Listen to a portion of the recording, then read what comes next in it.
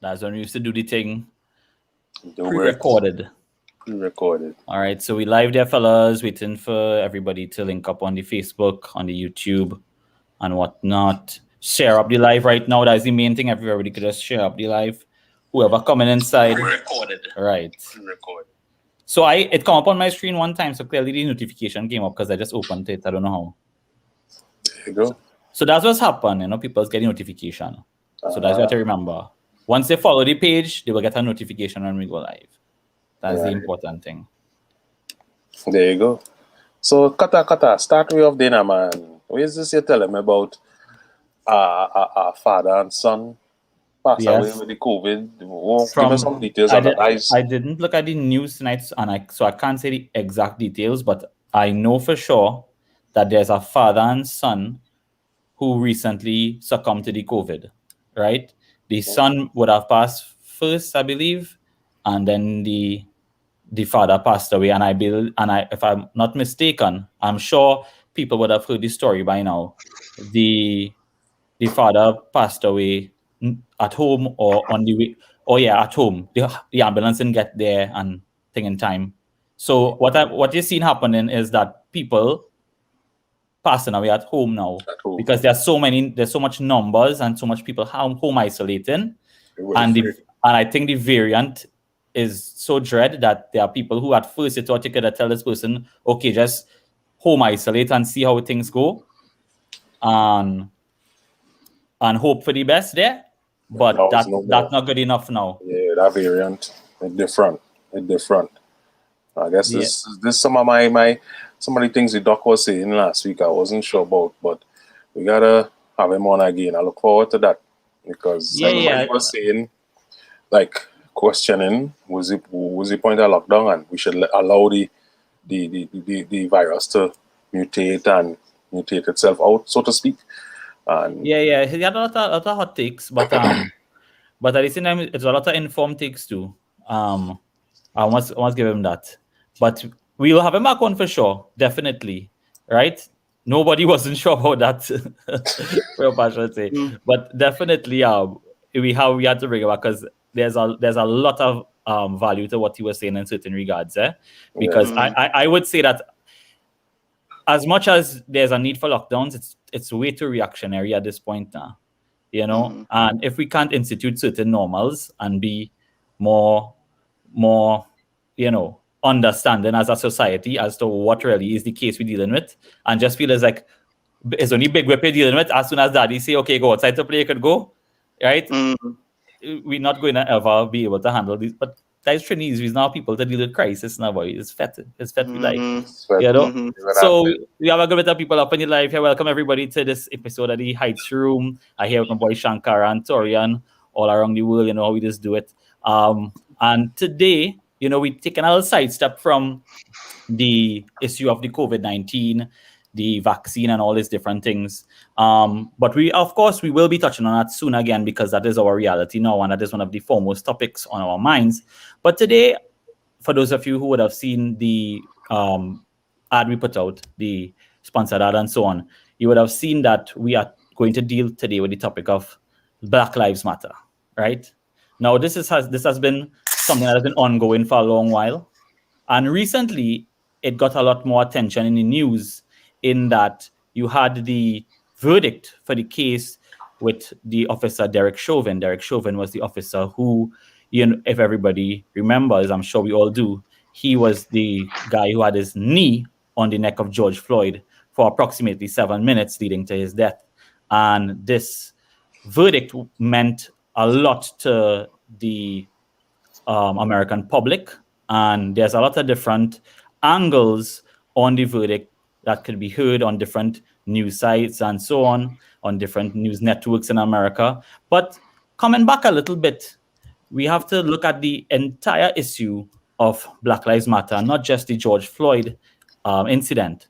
And to deal with that, we thought we'd get some folks up in the Heights Room tonight who have different takes on that topic. So I'll hand you over to Torian now, who might give us a little intro to these characters. Well, I guess one of them, any fellow Napsmen might know him from around here, Jason Dukaran. He's a technical personal finance finance and business author.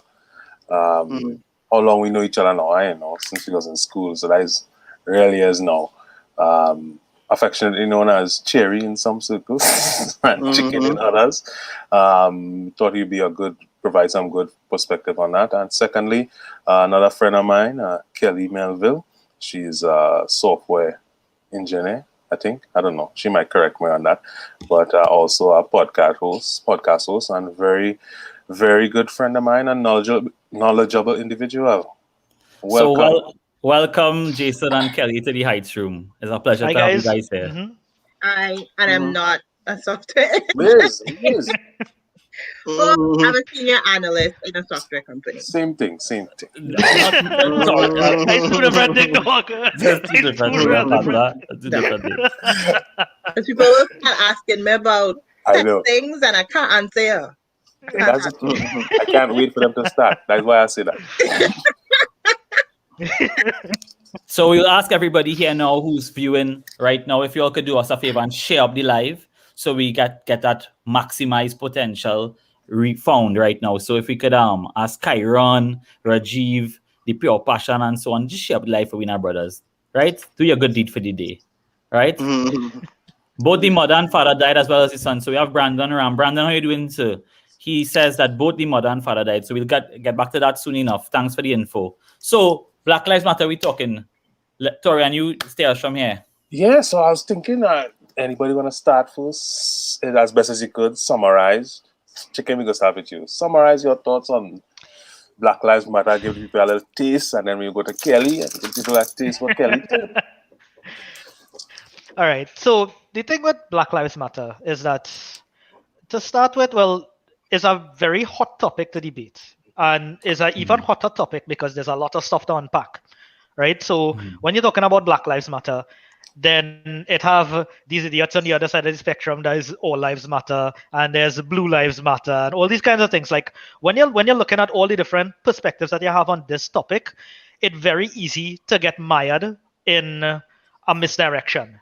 And the BLM movement itself doesn't help the situation because they started off with a very clear objective. And after a certain amount of time, the objective dissolved into something completely different, right? So you see these things that happen with activist groups. They start off as activist group with a particular goal in mind. And over time, the activist group tends to become diluted as new members come in.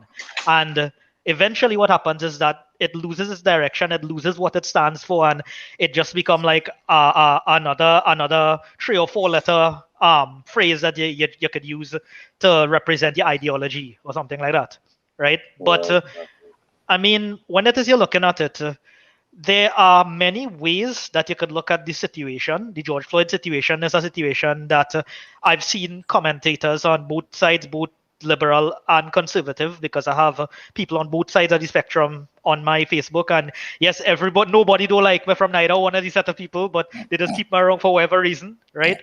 But I managed to get into conversations with both sides of the spectrum, and what I realized is that some people, because of the polarization that you have going on in these ideologies, the term BLM has become charged because they see it as representative of a particular side of the political spectrum. Whether or not it is, that doesn't make a difference. It has become taken as a de facto representative of one side of the spectrum. Immediately, because of that, you have a pushback from the other side of the spectrum. And it becomes like the question is no longer whether Black Lives Matter or whether anybody lives matter at all. I mean, if you're a nihilist, nobody life matter, right? But when you're looking at the larger picture, BLM frames the question as a racial question, as a racially charged question, right? You can't legislate racism, you can't legislate people, you can't tell people the law says X, Y, and Z and hope they change their minds, right? I mean, they try doing that before it will work, right? But what you can do is you can hope to change people's minds through open-minded discussion. But the problem is neither one of these these ideological factions want to engage in debate. They just want to have their point of view, and they want to demonize anybody that does not hold their point of view. Right. So when you say Jason, just to clarify, when you say these both groups. We're looking at Uh-huh. what you would call the both groups. Both groups, one being Black Lives Matter Left and right. supporters. No, left Okay. left and right. Left Just and left and right. That's all right. Because Okay. you can't look at it in I know. isolation. Because Right. it is a representative now of one side of the spectrum. So Yeah, left and right in terms of the political sphere in America. Left and right of America. right, yeah. Yeah. Left and right of America, correct. Yeah. Correct. Okay. Alright. So we can move on to Kelly now, Kelly, I guess. Yeah. Let's hear your thoughts on the BLM and Yeah. your What- views, how you yeah, feel, what- you support what- them. Do you agree with anything Jason say? Disagree? So I think this is such a, like, as Jason said, it's a very difficult question. It's this very broad question, very difficult question to answer. I think you're right. Like, it's the polarization and the political polarization that we see in America, which has pervaded everywhere around the world, has become more, because it tends so much to identity politics, that when people say Black Lives Matter, or they say Stop Asian Hate, or they associate themselves with anything to do with social impact or social justice, immediately they're put into this frame of being left-leaning socialist and whatnot. And that takes away from the cause of any of these organizations, including Black Lives Matter. I think it's important for us to remember that one thing I will disagree with is that we can't legislate racism. Yes, we can, and we have. Like, there's civil rights unions and civil rights areas and parts of law for a reason, because what we know is that there are always two conversations happening in these types of situations. There's the social conversation that we're having now and that we engage with our peers, but then there's the political and the policy making side of it. And to get traction on either side, you must have either working. And I think the problem but one of the issues that I find with Black Lives Matter is that, yes, the conversation gets lost in these political spectrums. And I always wonder if those types of political conversations are happening in places that they're supposed to be happening to drive the policy that should be happening. Is the issue here that Black lives really matter? Is the issue here that we have a problem with policing, that policing is not safe for everybody? And that is the conversation that we need to be having. It's not whether, like, Black Lives Matter leads into that conversation, it's a conduit to it, but the organization itself, that's the work that they should be doing. And whether or not they're doing that work efficiently is more of like where I stand. I don't try to get into the nitty-gritty social, who lives matter, who hate. I don't try to, because it's distracting, and it distracts from, like, the things that we're supposed to be discussing. We are no longer discussing policing. We're discussing whether we think people of color are receiving the fair treatment when they're stopped on traffic stops. And that's not the conversation. The conversation is, why do police consistently murder people of color, Black people in America? What is it that's causing it? Yes, there's an element of racism, but there's a bigger element of systemic problems within policing. And that's the conversation for me.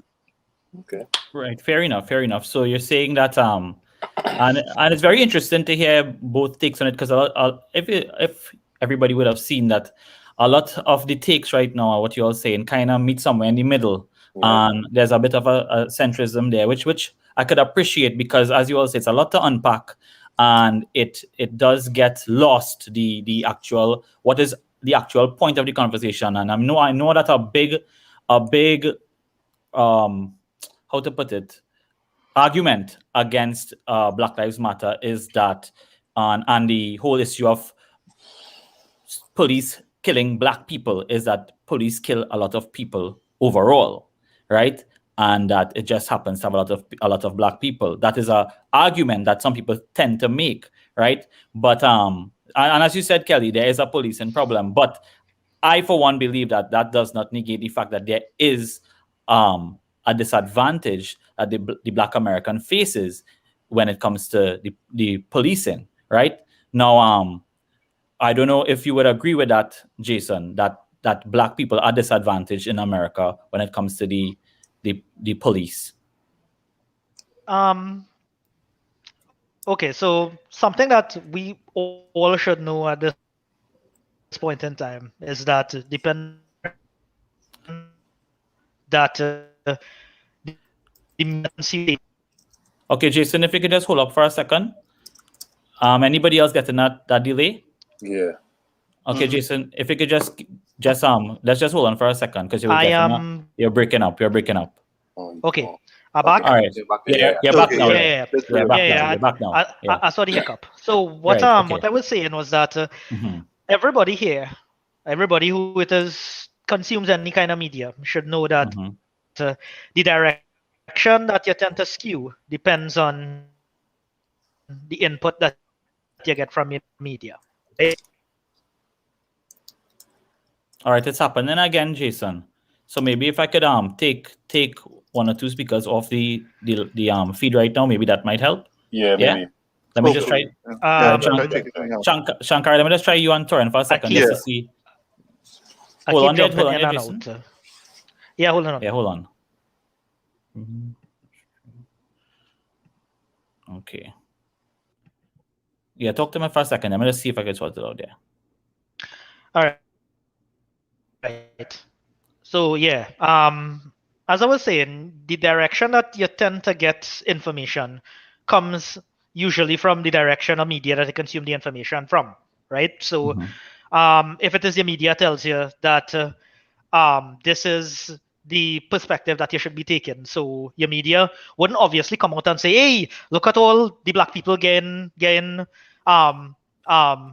arrested or killed or whatever like that, but they frame it in a way that it is they frame it so that you would be able to draw a particular conclusion that they want you to draw from it. Now, I was going through a couple studies recently. I did a article for a political ghostwritten article for a political magazine. I can't tell you which because NDA or whatever. But I had to go through a couple of pol sci papers to put together this article.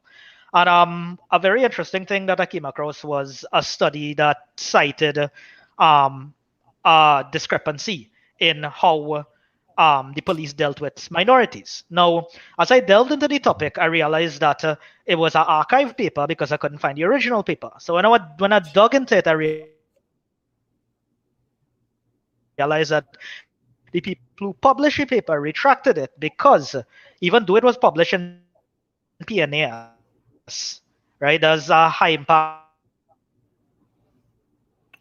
We got a bit of a delay there again. Hold on there, Jason. Yeah, I'm waiting. Yeah. Kelly, you got a delay too, right? You got okay. Yeah. Talk there.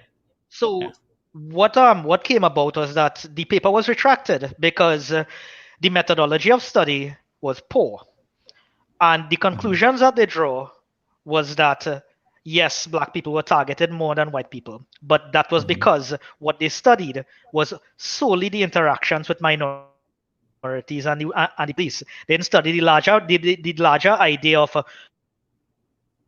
all the arrests that went with the police officers and whoever they picked up. Now, I'm not saying that there's not a disproportionate amount of black people that they chuck into jail. I mean that is something that you. That's a fact, it's a fact. Would see. That's a fact. On like the jury. We getting that big delay again there. So whatever you're saying right now, kind of not coming across. Just let me try and bring back on Torian. Let me bring back you on, and let me. All right. Jason's feed is giving out of trouble. I don't know if he should sign out and sign back in. I was going to suggest that, but when we had him on, it was working good. I don't know what's going on. So as I was saying, the paper was done and retracted because of poor methodology. Right? And they drew a conclusion that a lot. Jason, can you try taking off your camera for a second, and maybe that might help. Let's try doing the audio alone. Let's try doing audio alone on your end. See if you can take off the camera, and let's see if that helps. Yeah. make sure I taken off the camera then. Yeah. You Yeah, know what it if it look could, like, Eric. at the bottom of the screen should have a stop cam function. Yeah, for, so it. All Yeah, right, talk there. Right. right. So yeah, right. Thanks So for as I that, was saying, Hector. Yeah. right. Yeah. Yeah. So as I was saying, the issue was that they had problems with the methodology, and they started working with a conclusion that they wanted to draw, and made the data that they collected fit that conclusion, which is, as everybody knows, that is not how you do science, right?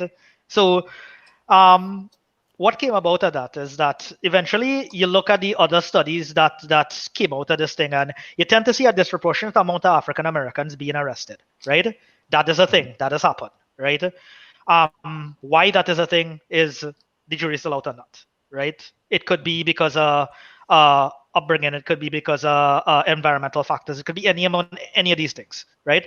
But the interactions that police have with minorities, Black people, Hispanics, Asians, those interactions, when you look at the larger picture with all the data involved, you tend to see a systematic problem with the police dealings with people, not necessarily police dealings with just Black people or just Asian people or just Latino people, right? And like the reason why it is, I tend to have a problem with the whole BLM narrative is because they sell in the idea that this is a problem that focuses on just one demographic, whereas it's a problem that focuses on everybody.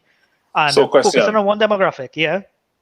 why is that necessarily a bad thing? If I belong a group and my group having the problem, I don't. Maybe it's not so bad to point out Well, then, to help out my group. No. in such a case, okay. So in such a case, it comes back to what it is you want to achieve out of this. You want equality, or you Right. want to, Just or you help want yourself and your group. Yeah, you help yourself and your group and leave everybody else behind. As Kelly rightly said, this entire thing gets mired in identity politics, and identity politics is kind of the direction that a lot of politics skewing in these days, right? It removes the individual and it assigns you a particular thing based on the group that you're from, right? I don't agree with it personally, but like that whole thing where you identify as a member of a group, you should also see yourself as an individual, and as an individual within a society. If it's a societal problem, then helping the members within your group does not necessarily help your society.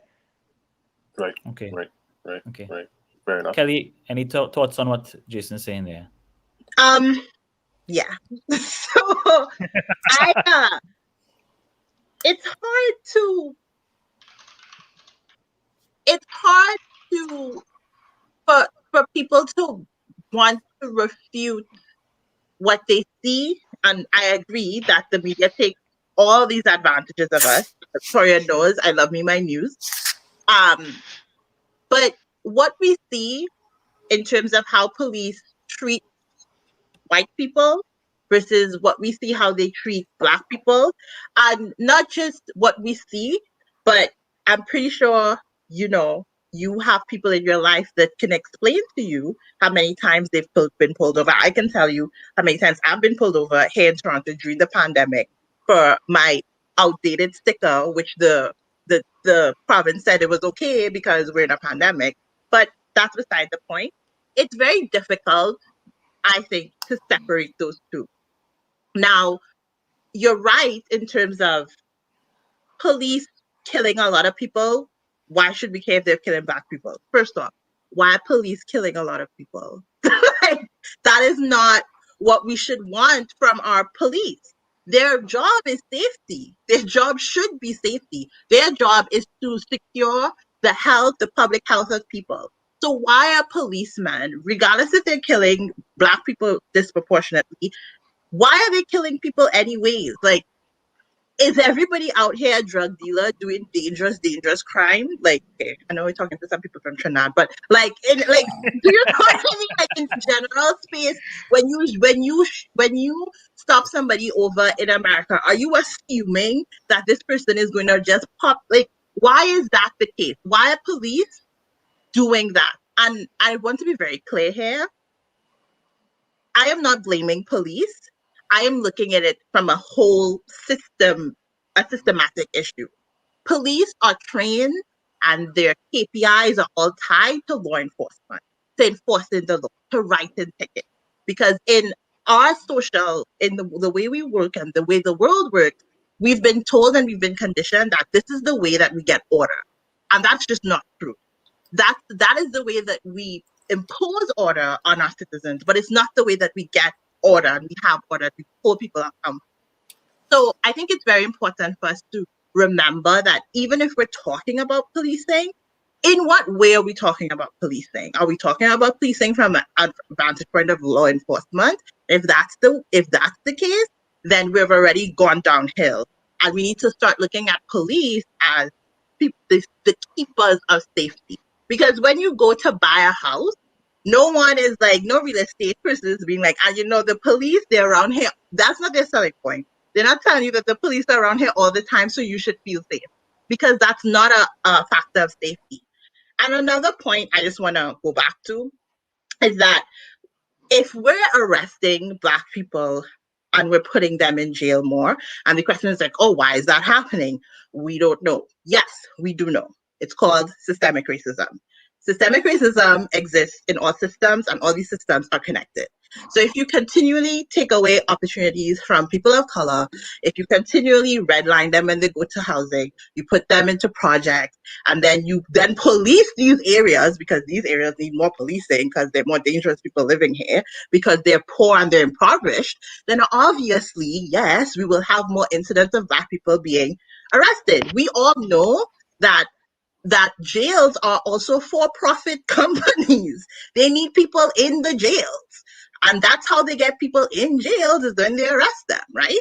That's why things like people who spend 20 or 40 years in jails because they had like 2 grams of marijuana of them, people lose their lives.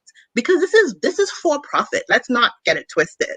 And that's the difference between Black Lives Matter and like people who own prisons.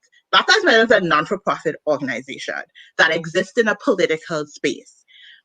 It's also a non-for-profit organization that exists in a political space that to me has way more power than Black Lives Matter, the NRA.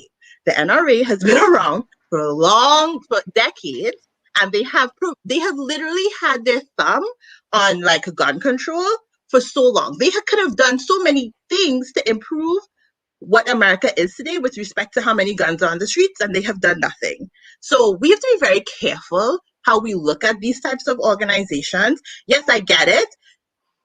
They're doing work.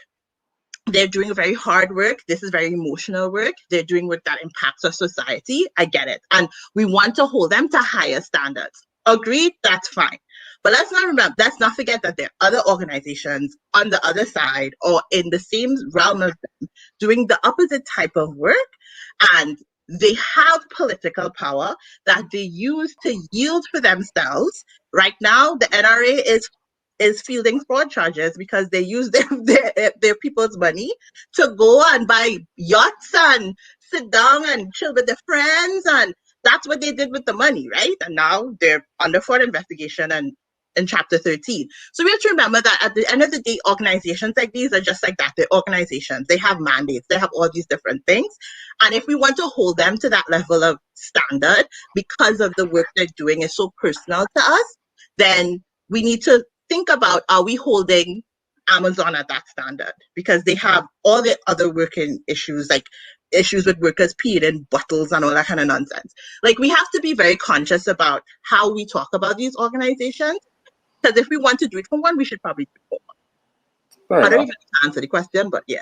Yeah. No, it was a little broad. The answer was response was a little broad, but it still brought to light some points that did need mentioning. And I know we boy Leslie sit down quiet in the corner there. I know Leslie, all right? Leslie, all right? Yes. No, I just take it in it in the Nice. different perspectives interesting. I mean, one thing I would ask though, I mean, we mentioned for-profit and not-for-profit organizations, but we also have to be careful. So let's take the Black Lives Matter movement in particular, and I think for some people, I want to bring back where this talk of Black Lives Matter really started. And, it really had to do with, the death of Trayvon Martin. And when the main founder of Black Lives Matter movement. And I want to separate the two for those who don't have that clear, that there's Black Lives Matter and then there's the Black Lives Matter movement. And this Black Lives Matter movement was founded by three ladies, the principal of which is Alicia Garcia. And she would have said, coming out of the acquittal of George Zimmerman, that I continue to be surprised at how little Black Lives Matter. And I will continue that. Stop giving up on Black life, Black people. I love you. I love us. All lives matter. Now, that is a very powerful statement that would have come from her, that would have really been the engine for that consideration of Black Lives Matter. The unfortunate thing is we have a lot of cases where people ride the wave of that support that will come for these organizations and then politicize it. So very soon thereafter, the Black Lives Matter movement would have become very political, where they would have, in the 2016 election, publicly endorsed Bernie Sanders. Then in the next election, they publicly endorsed Elizabeth Warren. And there's also the talk, the founding, the actual people that fund, let me see if I get the actual name right, the Open Society Foundation that actually funds Black Lives Matter is actually run by George Soros, who's one of the biggest donors of the Democratic Party. And in 2016, he pumped close to $33 million within this organization. And that very principal, Alicia Garza, actually fell out with the two founders in 2019. I believe she's still part of the organization, but not very tightly knit with it anymore, over financial impropriety. So you have even not-profit organizations, finding themselves with close to above 100 million, US dollars at their disposal, and in a position to make real change. So I do agree with where you're coming from, Kelly, in this perspective of we need to focus on how do we move forward and how we're going to actually make this change and what direction we're going to make this change in. Is it going to be policy? Is it going to be, because the same chokehold that killed George Floyd is still legal in many states, right? And that's one of the things that I think the Black Lives Matter movement claims as one of the victories that they would have made, all right? Where many cities and states now, from a legal perspective, are starting to control that. The extent to which that happened, I don't know. They also were able to get New York to repeal law that kept police disciplinary records secret. So it's something that now is coming out there. But the real question, I think, though, Kelly, is if your budget is upwards of 90 million US a year, and in 2021, that was actually the record of what the inflow of funds in Black Lives Matter movement was last year, 90 million US. Are those items enough, or should they be doing more? In other words, is it value for money that people are getting? Because people, if you go on the Black Lives Matter website, people could donate because people want to support, people want to, contribute to this movement. But the reality is, as with any organization, profit or non-profit, where the money go on? Carry bank. Here's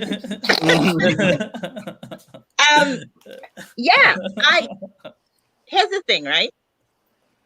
I think we forget sometimes that at the end of the day, people are people and we like money. And I think those things that you highlighted are very small wins. I don't even know if they're actual wins, to be honest, in terms of helping Black lives.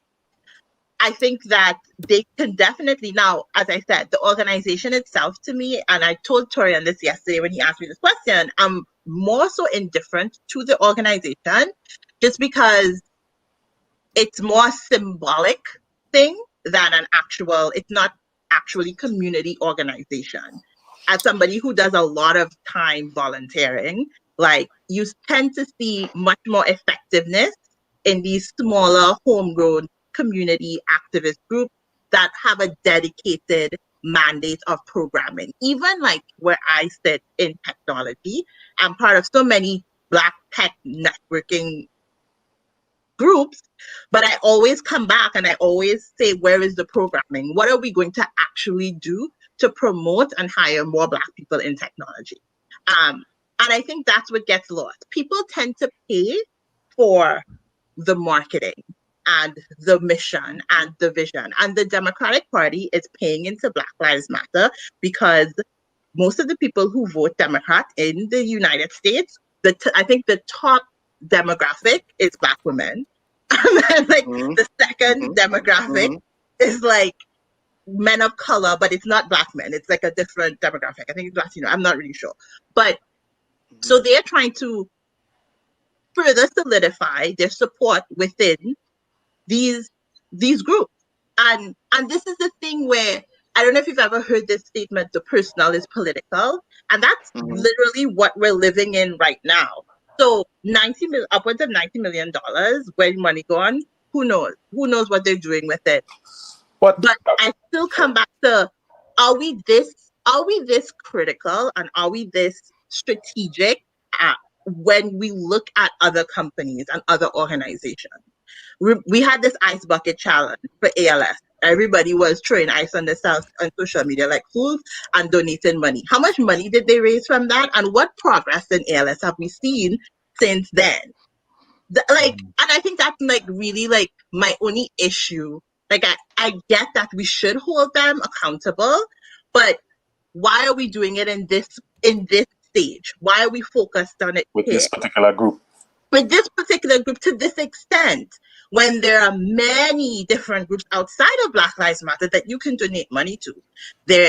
I think this week I donated money to the Black Legal Defense Fund in Canada, just because they were providing a service when Ontario came out and Doug Ford said, listen, if you need to carry your ID everywhere you go, there are many people who don't have homes. There are many people who have temporary homes.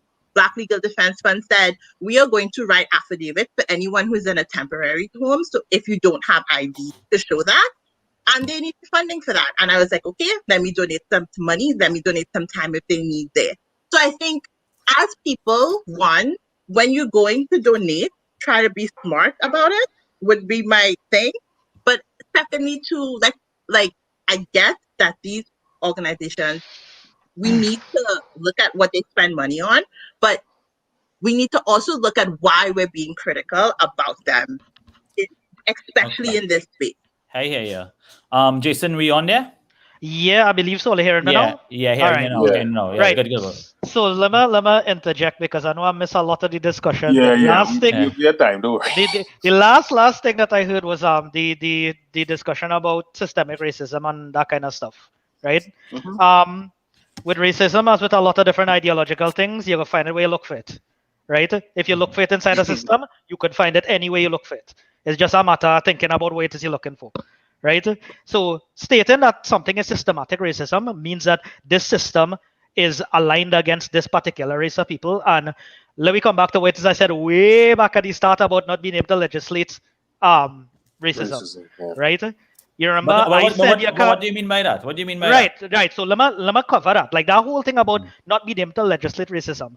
You can't pass a law and then expect everybody to immediately fall in line and follow the law.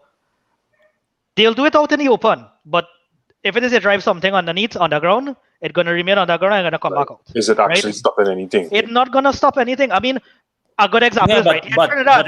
Example is right here in Trinidad, right? They outlaw all these things. I mean, they outlaw going to the beach and they outlaw going and buying food. And if it is you want, you could call a doublesman and let him drop food home for you, right? That is stopping nothing, right? As much as you could want to legislate as anything, you could want to legislate anything you want. Fine, you could pass the laws and all that. But when you do that, you don't stop people from thinking and doing these things in private. You do it in public. And eventually what starts to happen is that you'll start saying, okay, well then if we can't stop them from doing it in private, we need to mind the business, right? And there is where it is you're going to enter into a very questionable situation of monitoring the population, right? It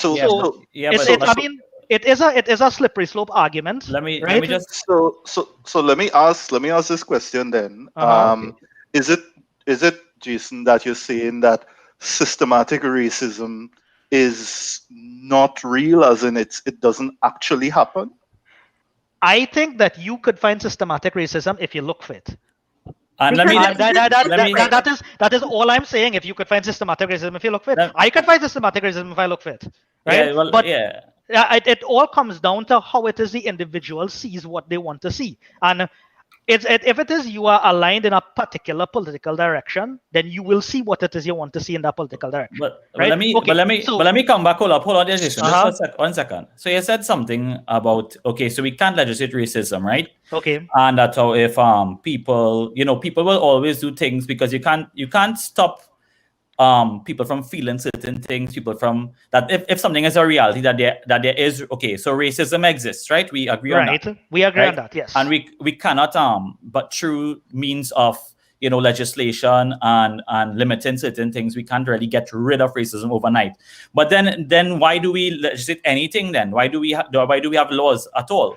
Why do we have laws? Why is there a law? Why is there a law against pissing in public? Why is there a law against killing your neighbor? Why do we have the law then? Because people want to kill. I mean, it have men want to kill me right now, I'm sure, but they ain't killing me right now. So because there's repercussions for that. And my question to you is then, with that argument you're making about, well, if you can't stop it overnight, or it will always happen, why does that mean that we can't legislate against it? I never said you can't legislate against it. I tell you can legislate whatever you want. It's just not going to help the problem, right? But how is it not going to help the problem? Because as you just said, it doesn't matter if it is to do it in public. You can't enforce it. You can't enforce it in private. Because the problem is not that you can't legislate, Kota. The problem is that you can legislate whatever you want. You just have no way to enforce it, right? In private, you cannot enforce anything that people do in private. Right. And okay, so that's a whole different discussion. We don't go there, right? Because we're going to take up a whole different discussion. Not really. What I'm saying is, rights and privacy. Besides privacy, right? We have to understand that people are biased. Yes, people are racist. People never going to not be racist. That's like how people never going to agree on everything. Right. The world will never be in the harmony and utopia that we see in certain movies or whatever, right? Like in these these phantasmagoric places and things. But at the end of the day, I think that it's strange to think that because people think certain things in private, and because they will feel those things, it makes no sense. They could never stop. Like I find that a way to say we can never. It makes no sense. Okay, so no sense. It's a very okay. So it's a difficult thing to get across to somebody when you're thinking along those lines, because when you're thinking along those lines, you start thinking, okay, well then we should put these laws in place because it'll stop people from doing these things and in public now, right? Normalizing these things, right? All right, let me ask you this. Let me ask you this. What? Give me an example of a law that has to do with racism that does not make sense, or whatever, or something like that. Like what do you think is something that shows that you can't legislate? It is a big spit in the face to that. Okay. There's no specific law that I can highlight, obviously, because there's no specific law that deals with racism, right? There's laws that say that you can't discriminate based on someone's race, right? That is all well and good. You can't do that, right? But if it is you're looking at that perspective, right? Then let's say you outlaw stuff like, a perfect example. Germany outlawed neo-Nazi memorabilia. You can't represent neo-Nazi memorabilia. You can't put it on flags. They had to even change Wolfenstein because Wolfenstein could not have Nazi symbology inside the game, right? So those things are in Nazi Germany, and yet there are still places in Berlin that black people can't go, right? And and how many years, how much generations that has been in place, and what has it changed? I mean, it has changed a lot. No, it hasn't, because there are still places where you can go. No, yes, but just because there are places you cannot go does not mean that eliminating neo-Nazi normalcy in Germany has not changed anything, partner. Yeah, that is no, that is a real thing to say. You see that there's a straw man argument. I never said anything like that, right? What I'm saying is that if it is you asked me to tell you about a particular situation where laws were passed and it didn't make a difference, right? But how did it not make a difference? It makes a difference because once you lessen the amount of neo-Nazism, you are making progress. And that has lessened. It is Nazism is not as big as it was in Germany because it's not as normalized. Okay, hold on. It has made a difference. Hold on. You're arguing this in a bubble. It's not a bubble. It stems from the previous point that I made, where if it is you introduce these laws, then there's no way you could stamp out this thing years down the road. And I mean, that's what I mean by legislating morality. Right. You can't stamp it out. You can't stamp it out, right? And you can't stamp it out. If it is you try to legislate morality, where do you stop? I mean, at what point because I mean, all of us were around in the 80s and 90s when it is you had the moral panic with all of the people trying to ban this and ban that because of Satanism and all whatever, right? The only difference now is that the religion has changed. I mean, it's no longer a religion, it's an ideology. Yeah, what was that?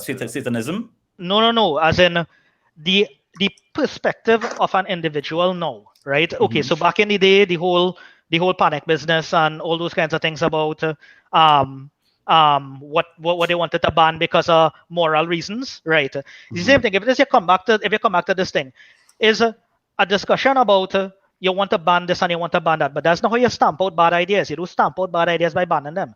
In fact, if you ban bad ideas, you drive them underground and they come back out later. I mean, we see how much neo-Nazism has surged in the US over the last 10 years because of this thing, right?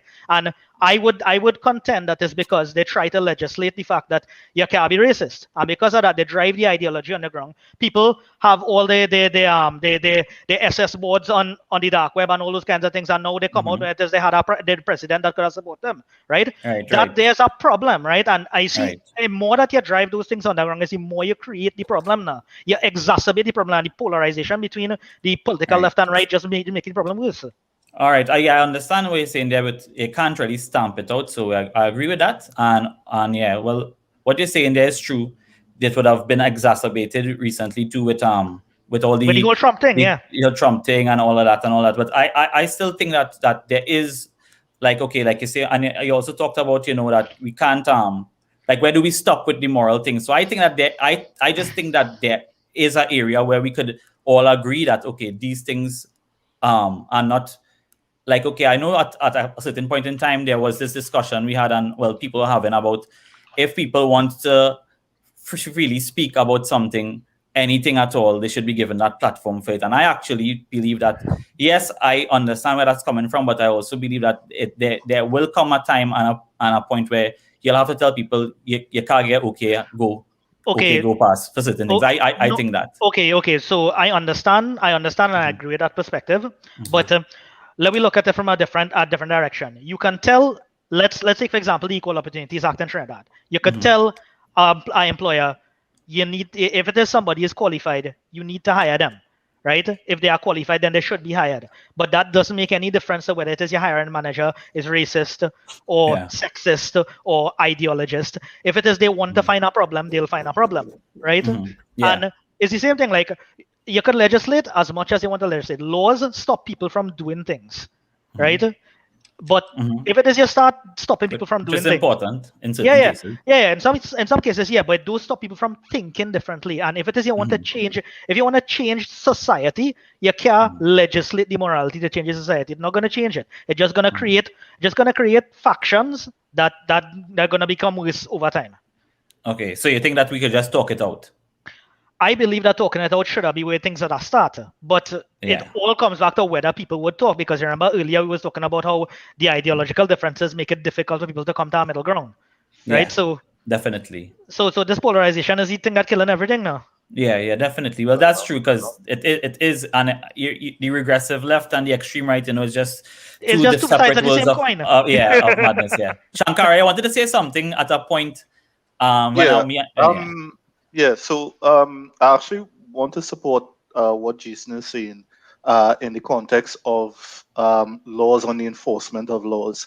I noticed one of the comments in the that we got there. A guy was saying, this law about peeing on a wall and that kind of thing, and to illustrate how you could have a law against peeing on a wall in Trinidad, but that's not going to stop anybody. That's not going to stop nobody. However, that law in Singapore, you could get nobody chewing chewing gum in Singapore, nobody peeing on no wall in Singapore. You're gonna never pee again.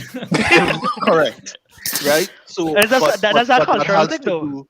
But that has to do with not only cultural, but also a system of governance. Yeah. Right? And their system of governance is very it seems democratic, but it is much more authoritarian than anything we've ever experienced in the Caribbean. Mm-hmm. So to me, his point is correct in the sense that we cannot use laws as a sort of whitewash approach that just bring a law and it's going to solve the problem. But however, I will stop short of saying that it will solve nothing. I do think that it does act as a mitigating factor.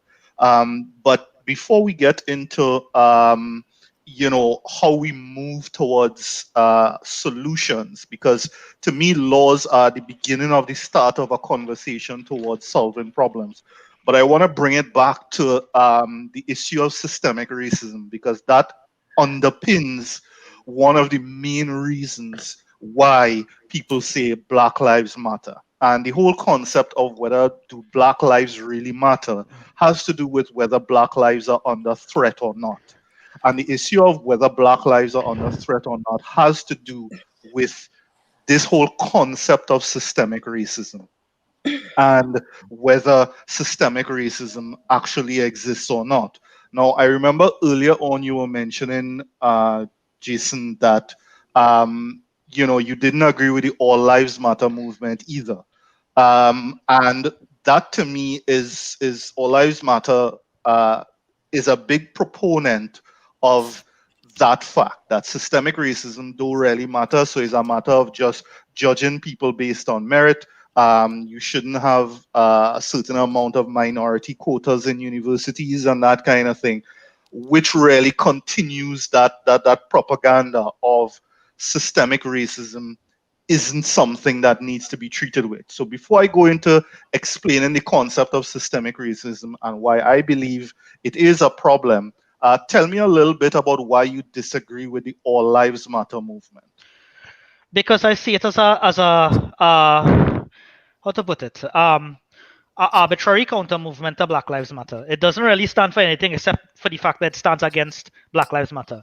So it doesn't really represent anything aside from the fact that it represents a counter to Black Lives Matter. And that is not an ideology. That is nothing to believe in. That doesn't make any sense. That just basically says, well, I don't agree with your point of view for reasons, but it don't say what the reasons are, right? And to me, that don't make any sense, right? Now, coming back to the whole idea of systemic racism, right? Mm-hmm. Okay, fine. Let's assume for a minute that systemic racism does exist, right? So assuming I can tell you is a fact. Okay. So you agree that systemic racism exists, right? I disagree that systemic racism exists in an overall sense of things, and the reason why is if it is you have to look at systemic racism, then you would have to understand the entire system from top to bottom. You'd have to know the ins and the outs of the entire system. And I'm pretty sure that nobody could tell you what the system does work, how the system does work. Because even people who are in the system, people who run the system don't understand how the system does work, like from top to bottom. And like it doesn't matter. What do you mean by that? Okay, so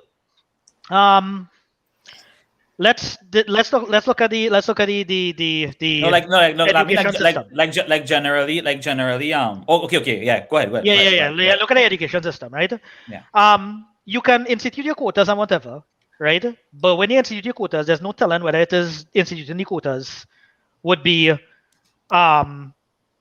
instituting the quotas would make a change to your system on the whole, right? There's no way to tell whether an input would have the desired output, right? And the only way that you could tell if an input will have the desired output is if you understand the system completely. Now, I see it from a perspective of somebody who writes about artificial intelligence, right? Sorry there, Jason. Just say it one more time with the last sentence. You say because I was kind of multitasking on the back. Okay. What I said was that the only way you could be fully cognizant of a system is if it is you can have an input and be able to tell what the output from that input is, right?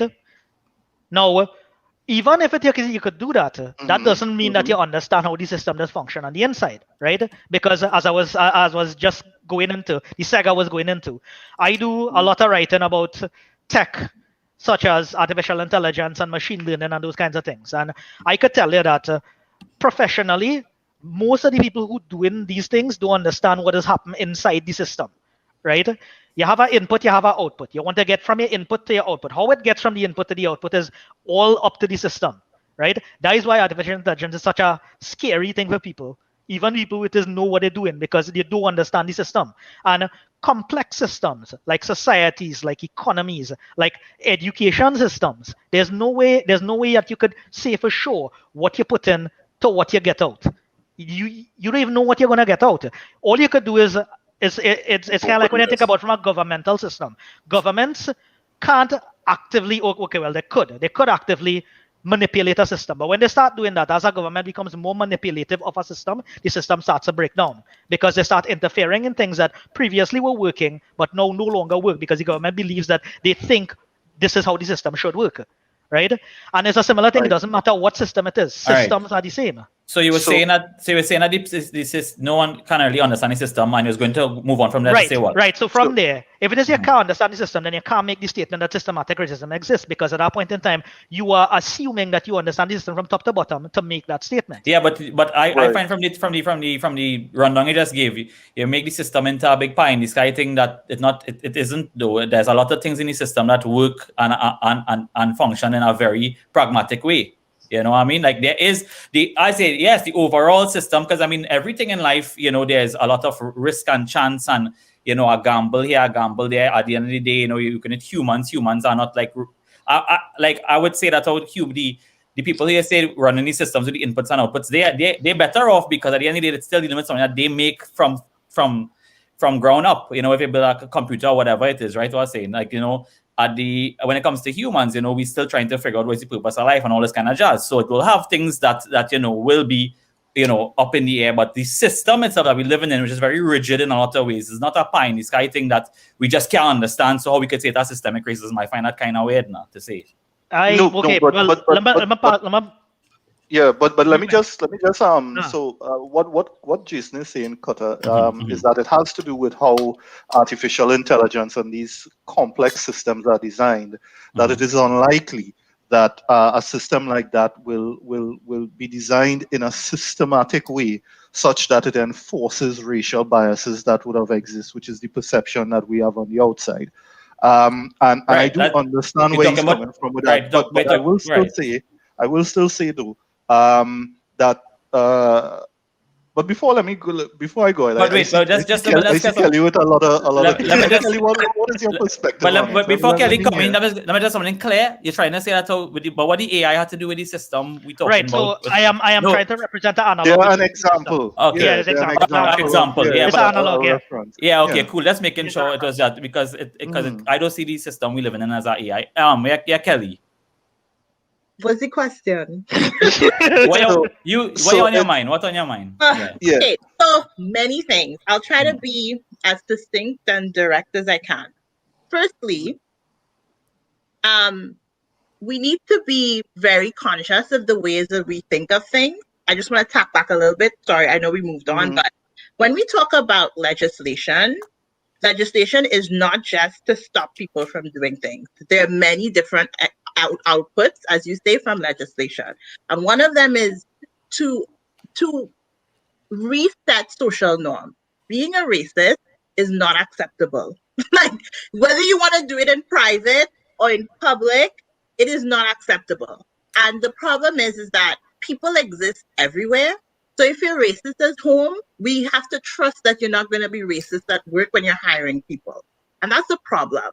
So putting laws in place to ensure that companies or different people don't let those feelings, I guess, and those ideas, if you want to classify them as that, seep into their decisions when it comes to like people's lives and economy and jobs and things like that. That's why legislation exists.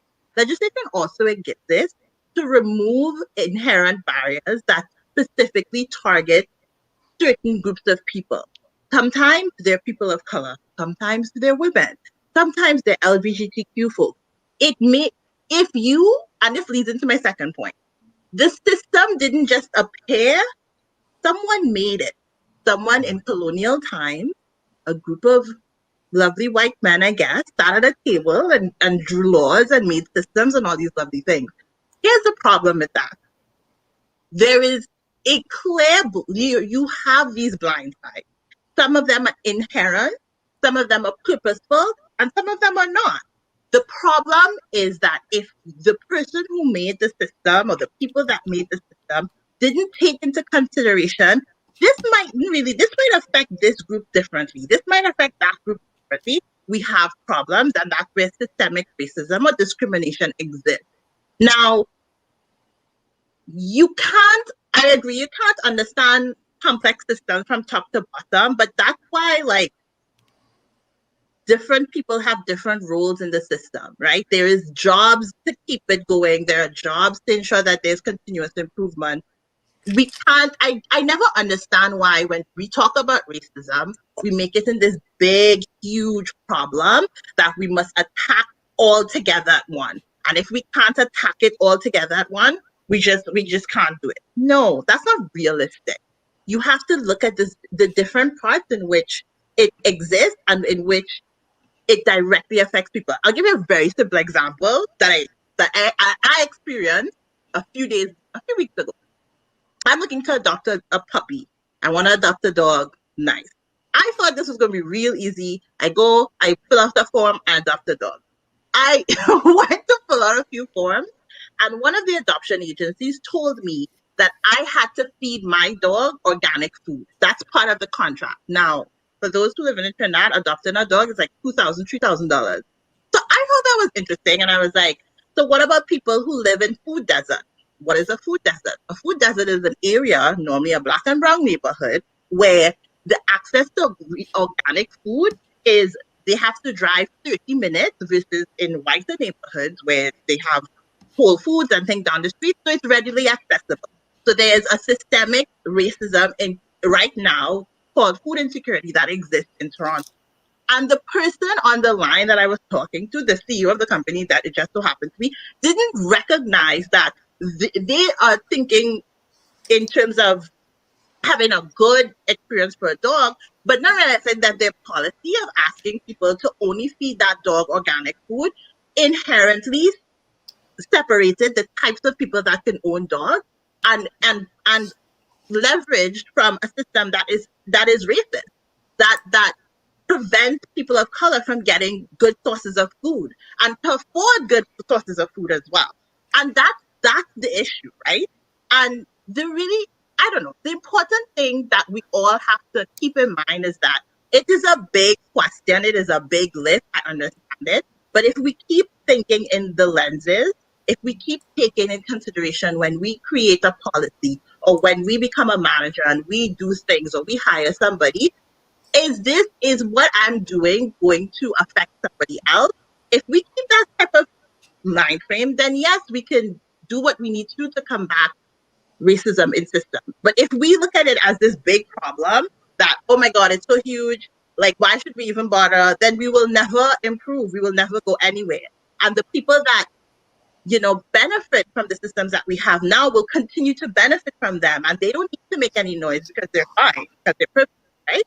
So that's like my thoughts on it. Systemic racism is not an idea. It exists, but it's not just racism, it's discrimination of all sorts that exist in systems that we use today.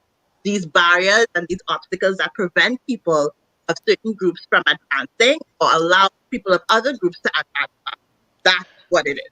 Okay, so let me chime back in then, right? This makes sense from your perspective. I understand your perspective. I understand the idea behind food insecurity and all that kind of stuff, right? The thing is, if it is you start introducing things like you were saying how it is, we were looking at a complex system, right? Society is a complex system, right? Mm-hmm. Things like police services are complex systems. Members of the police service can't tell you how the police service functions from the bottom to the top, right? If it is that is the case, and if let's say systemic racism exists, I know you believe that systemic racism exists. Fine, right?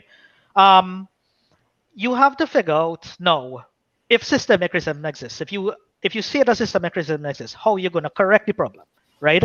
And to correct the problem in such a case, you have to do something proactive, right? Which means that you have to start introducing more legislation, more laws, more things to control how it is the system functions. And there are multiple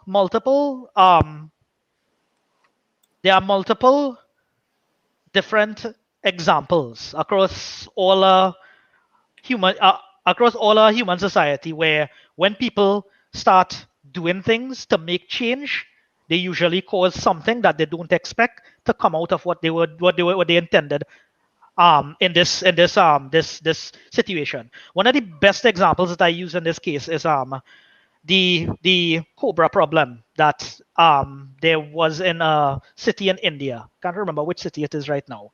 I believe it's Delhi, right? So when the British ruled India, they realized that there were tons of snakes in the streets and everything, right? So they decided to control this problem with snakes. They would start paying people for the pelts of these snakes, and every snake that you kill, you get paid for it.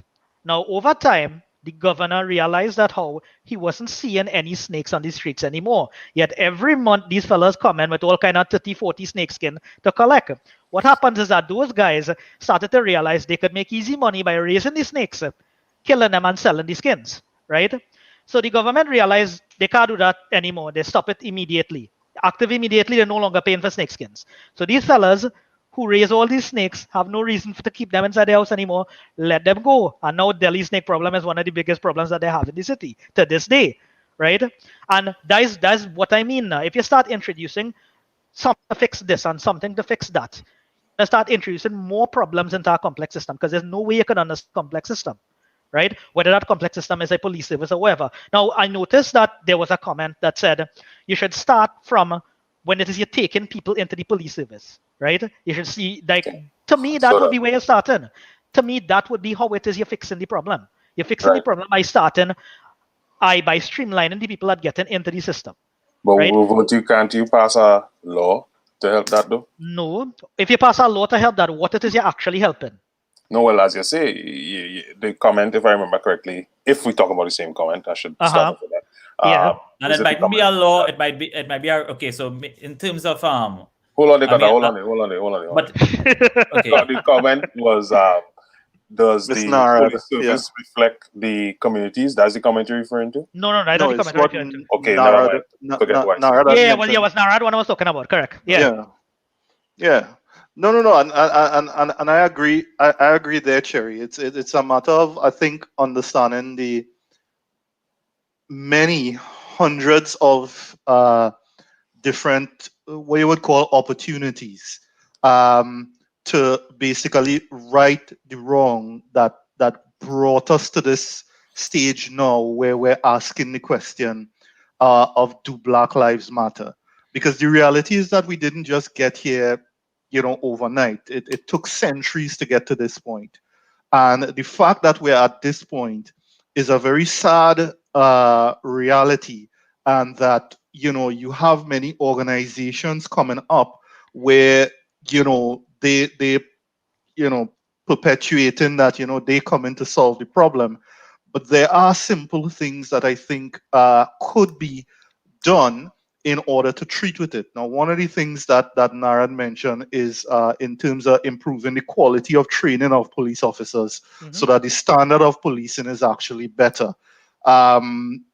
but there's also something called gaming the system, Cherry. And I mean, you're in AI, so you would know about that as well too. Right. Where no matter what law you bring in, no matter what policy is brought in from an organizational standpoint, it will speak to inputs and outputs on certain key performance indices. But the problem is once you set a measurable number to those indices, people then by nature start to figure out how to what they call game the system. So the example that you gave about the Cobras is a perfect example of that. So they pay you based on the number of snakes, so they now come up with a system to subvert that.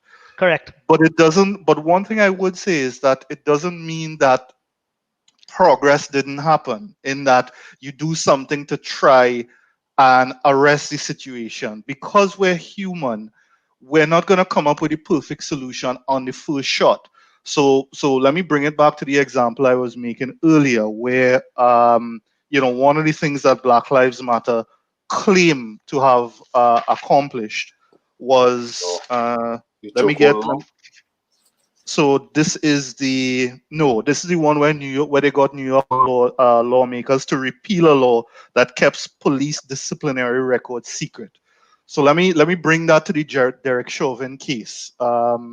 So what they were saying is that Derek Chauvin actually was on 18 counts of disciplinary action was brought against Derek Chauvin before he actually knelt on George Floyd's neck. But no one could have gotten access to that information because the laws didn't allow it.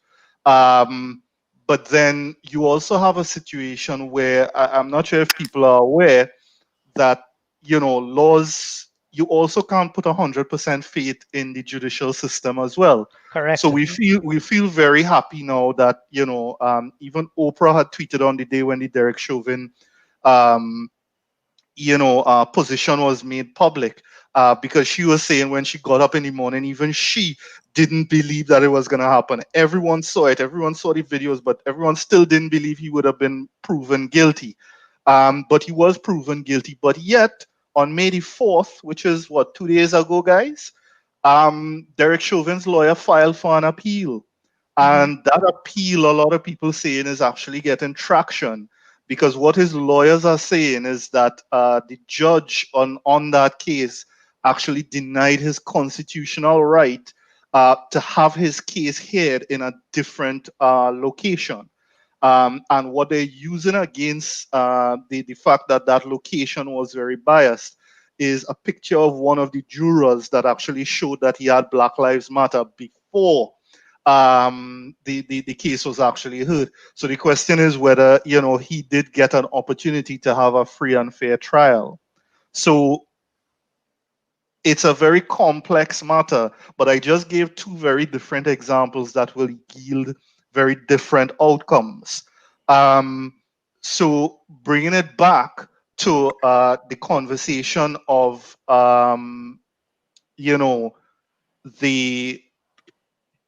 the case of whether laws will make a difference or not, a positive difference or not, I believe there are some cases that I think laws will make a valuable contribution. But I do agree, though, Cherry, that I think we also have to look at it in the context of admitting that it is a very complex problem that is not easy to solve. And that I think it's something that we need to take bite-sized pieces where we can and address those matters where it comes up. And that is how we're able to then carry the conversation from do Black Lives Matter? Because since 2015 or 2014, when this first hashtag that Alicia Garcia made, we haven't moved on from then. We're still talking, guys, do Black lives really matter? We haven't moved on from there. So the question is, so let me put this question to both panelists and let's hear the responses. Starting with Jason, do Black lives matter? Of course they matter. Human lives matter. Everybody lives matter. No. I didn't ask if human lives matter. Human lives matter is carrying the discussion towards some people behind the all. Okay, I said, do Black lives matter? Do you think that Black lives have been under threat over the past couple of centuries, and that it's what we see now is a culmination of those lives being under threat that bring us to the point now where someone had to ask the question, as Alicia Garcia said, I continue to be surprised at how little Black Lives Matter. We are sitting in a unique place. And to be fair to you, Jason, I mean, and to Kelly, I want to be fair. I mean, it's something that we hope to address in a few episodes. It's not something that's going to just be dealt with in this. It's a very complex answer, right? So I just want to say that. Okay, so do Black Lives Matter? Yes. Mm-hmm. That there's a simple answer to a straightforward question. Why would you say? Yes. Why you would say Black Lives Matter? Why would I say Black Lives Matter? Because you tell me I have to say, okay, so I would say that Black Lives Matter because Black lives are not just the color of the skin of the person, right? Mm-hmm. And I think that there is the crux of the matter. Saying that mm-hmm. Black Lives Matter states that the life of the person is tied to the color of the person's skin. And is that not racist? Inherently, that statement is a racist statement. Do Black Lives matter? Yes, they do. But the life doesn't matter because they're Black, right? Black Lives matter because the person is an individual. The human behind this color, whatever color it is, if it's black, if it's a Black person, that person's life matter. If it's a brown person, that person's life matters, right? And it might give me some hate, but even if it's a white person, that person's life matter, right? At the end of the day, an individual is an individual. You can't put them in a group and say, hey, because you Black, you use this set of people, right? Because that is what gets us in this problem in the first place. The fact that people put in people in these boxes, these identities, and then stating that, okay, well, because of all this going on here, is because your people or my people is to blame or these people is to blame. It's not like that. It's you have to, like, just as you say, it's a complex question with a complex answer. You can't take all these people, lump them together and say this represents all these people, because it doesn't represent all these people. It represents individuals within a particular collective. And the debate should not be about whether if the debate is Black Lives Matter, then Black Lives Matter. But Black Lives Matter only because the Black individual is a human being, and a human being has inherent rights and privileges granted to them because they are a human being, right? Now, do you see the statement, Black Lives Matter, like you were saying it was before, it's racially charged, is a racially charged statement. The reason why it's racially charged is because you put Black in front of Lives Matter, right? If you put Asians in front of Lives Matter and in front of Lives Matter, it would be just as racially charged, right? The issue is not whether the person Black or not. The issue is whether the person life matter, right? The Black is irrelevant, in my opinion, right? And that is probably the thing that underlines my problem with the Black Lives Matter movement, because it leaves out people. If you want to be inclusive, you can't leave out people, right? So what it is you really want? You want people to show that their lives matter, or you want this particular set of people to show that their lives matter? You want society to show that these people in particular lives matter, right? And I mean, if that is your position, then that is fine. But the thing is that if it is your promoter, if it is you're selling this idea that this particular group of people lives matter, then you don't want to bring everybody else under the same banner, right? Mm-hmm. So it's inherently exclusive, right? And by being inherently exclusive, does it not therefore become racist? Because then it only encompasses one race; it doesn't encompass everybody. So you can't be looking for equality on one side and then saying Black Lives Matter on the other side. You have to pick a side, dog. Right. And that's what I wanted to get Cherry. I think that's a very valuable contribution that you make there. I mean, it's something that at the end of the day, I think if you look at the 5 people in the Heights room today, is 5 people with very different backgrounds and understandings of the concept. And one of the things that myself and co-hosts had realized is that this was a very nuclear and very complex subject that we wanted to bring in the Heights room to give everyone a slightly better understanding of how complex it actually is. And you are right, Jason. I mean, from what you're coming from, there is that different perspective where, all right, let me hear from Kelly now. Yeah, so let's... We're getting out of time here. Yeah, I'll keep it as short as I can. I think Black lives should matter, but they don't. Like, the fact that we are here debating it is evidence that they do not. Black people live in fear, they live in anxiety every day, not just in the States, here in Canada, all over the world. The strive for equality and equity, again, it can't, like, we keep thinking of this as if we want to be inclusive, we need to include everybody. So when we say Black Lives Matter, we can't say that. We need to be more inclusive. When we say Me Too, we can't say that. What about the men? When we say Stop Asian Hate, which is the same thing as Black Lives Matter, we're all talking to one specific thing. It's that white supremacy exists today, and it is not acceptable for it to exist because it exists in ways that affect people's lives. And that is the problem. Black lives right now, today in 2021, we are not treated on the same level as people. We should have inherent rights. I agree with Jason. We should have the same rights as everybody else because we are human. But the fact is that we don't because we are treated differently. And I see it everywhere, and I see it in everything that I do. And I see how much people of color, how much women, how much LGBTQ people have to struggle and fight and plan and strategize to make simple changes in their lives, whereas people who sit in privilege don't do that. They have a certain level of luxury. So we need to remember that these activist groups are specific because there is a specific problem plaguing these groups. And the fact that we have to ask that question, the fact that we have this movement, the fact that we have this conversation, the fact that we continue to see, whether it's small or what, we continue to see violent killings of people on the television that are Black when they are stopped for a traffic stop, means that we have a very big problem and that our lives are not seen at the same level of equality as everybody else's life. And we should matter. And that's the goal, to make us matter. But that's not what we experience. Thank you very much, Kelly. So, I mean, we'll wrapping up soon, but I want to just touch on something. So, Jason, don't you find that a lot of the things that you said just now in your wrap up,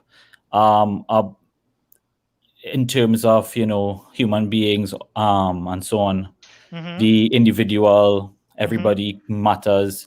Isn't that a lot of what people who come up, the thing you criticize, all lives matter, right? But isn't a lot of that used by All Lives Matter people, like what you're saying there, in a way? No, I don't negate what you're saying. No. Okay. But isn't that what they use? And furthermore, before you start, isn't the fact that the Black Lives Matter because to me Black Lives Matter is more than just the Black Lives Matter global movement.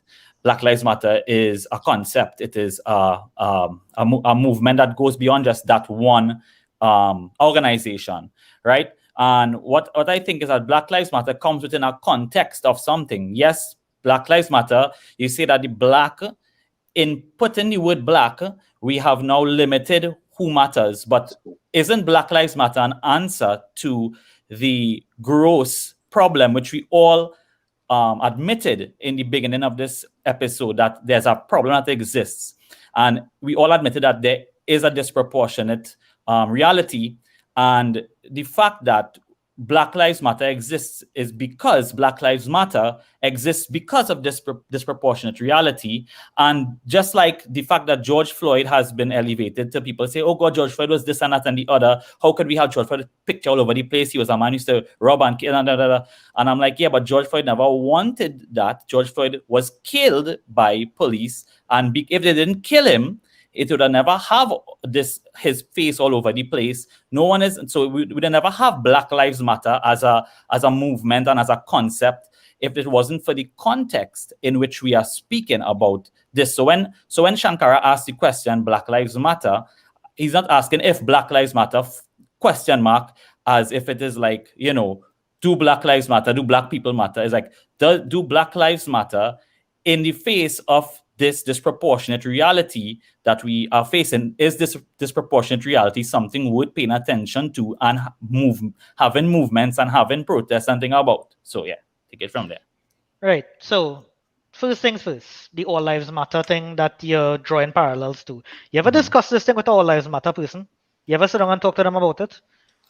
All Lives Matter person? Yeah, somebody who holds this point of view. Ever sit down and have a deep discussion with them? You understand what their point of views are?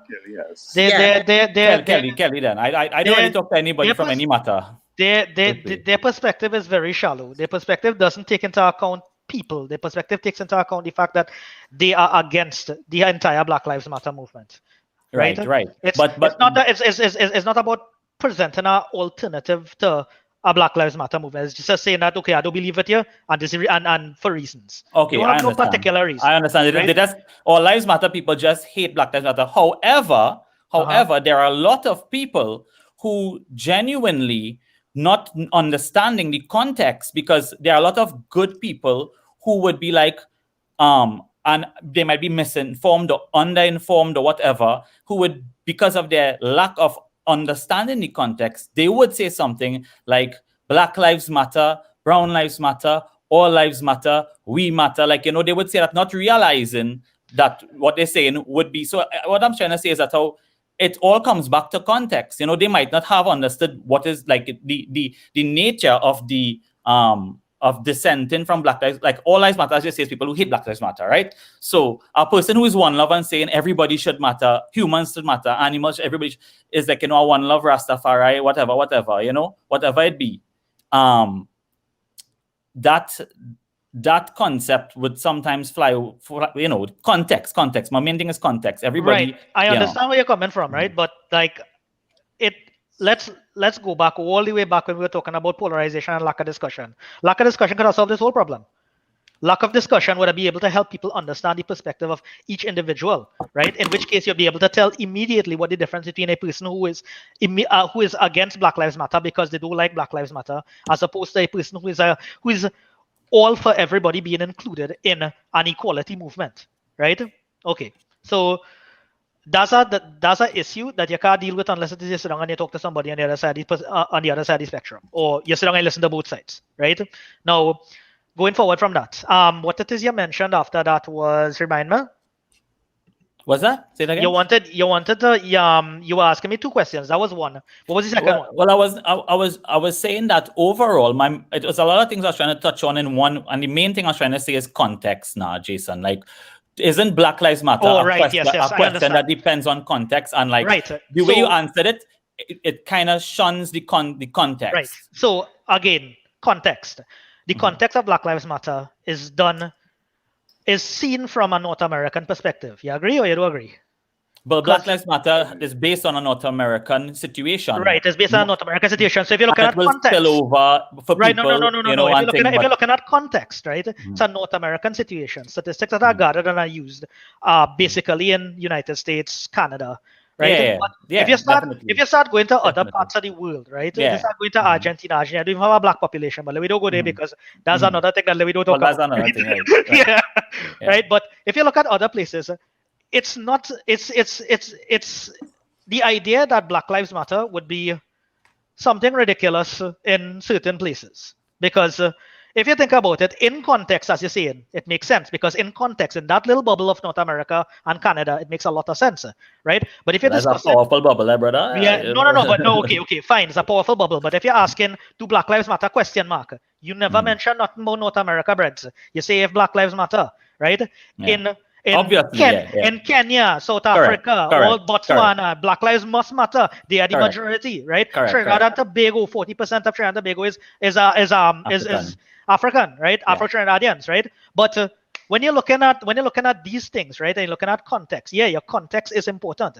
But if your context is only that bubble, that little powerful bubble on top there, then your entire basis of your argument is based only on that small little part of the world now. The world is larger than that, right? You had to see things from all over the world to understand that now. Right. So just like you say, it's context. Yes, it's context, but Black Lives Matter is taken in context of North America. If you say Black Lives Matter question mark, then you can't say do Black Lives Matter in North America. That's a different question. You're not asking that question, right? Correct. So you have to ask the correct question.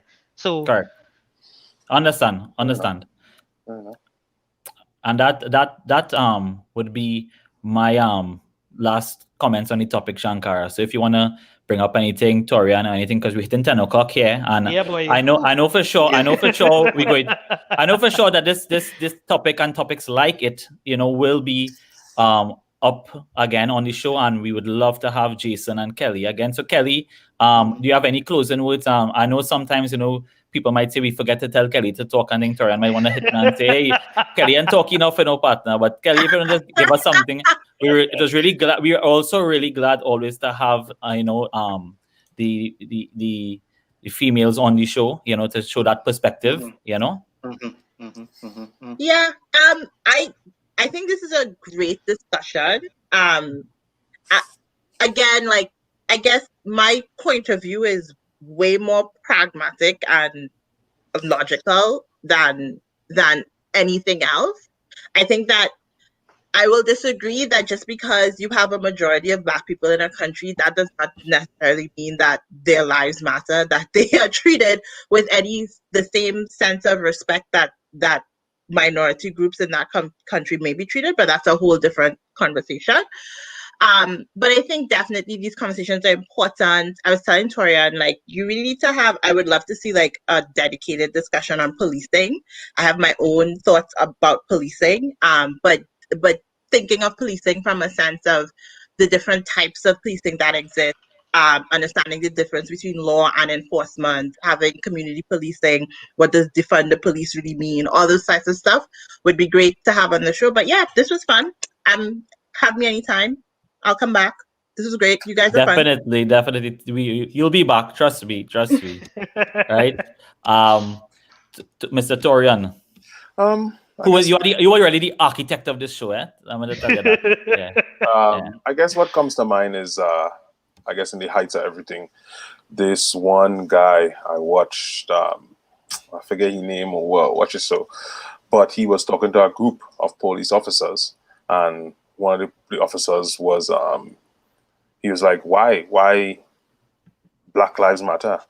And the guy's response was, again, maybe keeping it in that American perspective, he said, well, a long time ago, a group of men sat down to make laws, and they said all men were created equal under the eyes of God, but Black people weren't included in that. So the guy said, this time, we want to make sure that Black people are included, and therefore Black Lives Matter. And I just thought that to be a very interesting perspective on this whole scenario. And that's it from me. We hear you, Torian. So we have Mr. Siriam chiming in a lot, and he was saying this thing about, I believe, the Breathe Act and defunding the police. And that is, when we talk about legislation that we were talking about earlier, this is, legislation being put forward, that they're looking to institute and so on.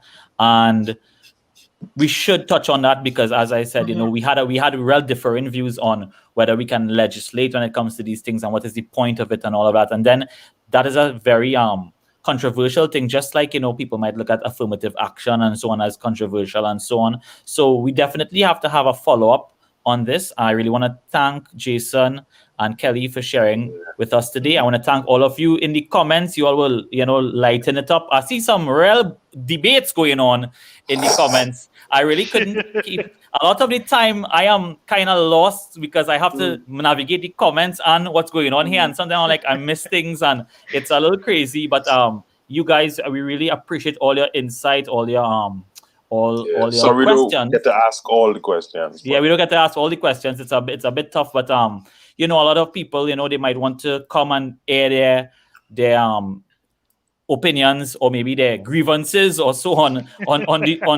the show, and we are open to that. So you can always just talk to one of us who on the show today, and we'll look to link it up, people. So it's all good. I guess that's it for tonight. Yeah. Blessed love, everybody. Yeah. Discussion. Yeah, fellas. Good job. Keep it tighty. Yeah. Easy, guys. Blessed. Night.